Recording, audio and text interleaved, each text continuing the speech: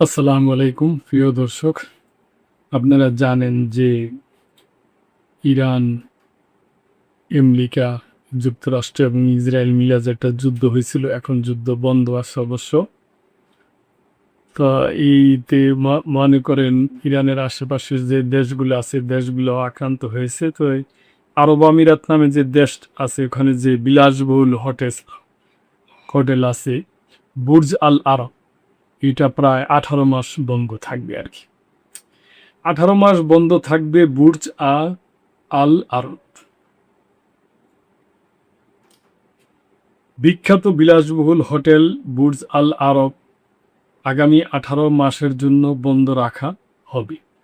সংযুক্ত আরব আমিরাতের দুবাইয়ে অবস্থিত এই আইকনিক হোটেলটি সংস্কার কাজের জন্য এমন সিদ্ধান্ত নিয়েছে পরিচালনাকারী প্রতিষ্ঠান জুমেইরা। বুধবার এক ঘোষণায় বিষয়টি জানানো হয়। অভিজাত এই হোটেলটি দীর্ঘদিন ধরে বিশ্বের বিলাসবহুল আতিথেয়তার প্রতীক হিসাবে বিবেচিত হয়ে আসছে। পাল আকৃতির অনন্য স্থাপত্যশৈলীর কারণে এটি দুবাইয়ের অন্যতম পরিচিত নিদর্শন। সংস্কার প্রকল্পের আওতায় হোটেলের মূল নকশা ও ঐতিহ্য অক্ষুণ্ণ রেখে এর অভ্যন্তরীণ সাজসজ্জায় আধুনিকতার ছোঁয়া আনা হবে। কর্তৃপক্ষ জানিয়েছে পুরো প্রক্রিয়াটি একটি শিল্পকর্ম পুনরুদ্ধারের মতোই যত্নশীলভাবে সম্পূর্ণ করা হবে। এই প্রকল্পের নেতৃত্ব দিবেন প্যারিস ভিত্তিক খ্যাতিমান ইন্টেরিয়র স্থপতি স্ট্রিংটার আইয়ের। এর আগে তিনি হোটেলে দে ক্রিশন সহ একাধিক আলোচিত পুনরুদ্ধার প্রকল্পে কাজ করেছেন।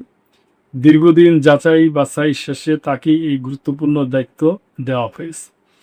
জুমেইরা প্রধান নির্বাহী কর্মকর্তা টমাস বি মেওয়া বলেন, গত 27 বছর ধরে এই হোটেলটি নিজস্ব বৈশিষ্ট্যে অতিথিদের সেবা দিয়ে আসছে। সংস্কার কার্যক্রমের মাধ্যমে এর ঐতিহ্য সংরক্ষণ করে নতুন মাত্রা যোগ করা হবে। তিনি আরও জানান, এই পুনর্গঠন প্রকল্প বুর্জ আল আরবের ইতিহাসে একটি নতুন অধ্যায়ের সূচনা করবে এবং এর অনন্য নকশা ও মর্যাদাকে আরও সমৃদ্ধ করবে। উল্লেখ্য, 1999 সালে চালু হওয়া বুর্জ আল আরব বর্তমানে বিশ্বের অন্যতম বিলাসবহুল হোটেল হিসেবে পরিচিত। 198টি স্যুট সমৃদ্ধ এই হোটেলের অভ্যন্তরে ব্যবহৃত হয়েছে মার্বেল, সোনার পাত এবং ক্রিস্টাল। এর বিশাল সার্পিল ঝাড়বাতিটি 210টি ক্রিস্টাল টিউব দিয়ে তৈরি, যার ওজন প্রায় 450 কিলোগ্রাম।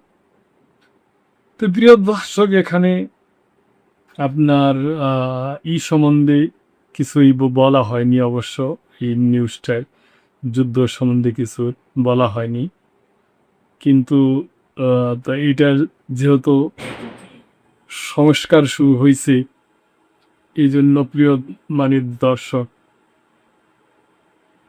বলাই চলে যে এটা আর কি যাই হোক, একটা ইসের জন্যই সংস্কার শুরু। তো প্রিয় দর্শক, এ ব্যাপারে আপনাদের যদি কোনো মন্তব্য থাকে অবশ্যই করবেন এবং মেম্বারশিপ নিয়ে চ্যানেলটির কাছে। আল্লাহ হাফিজ।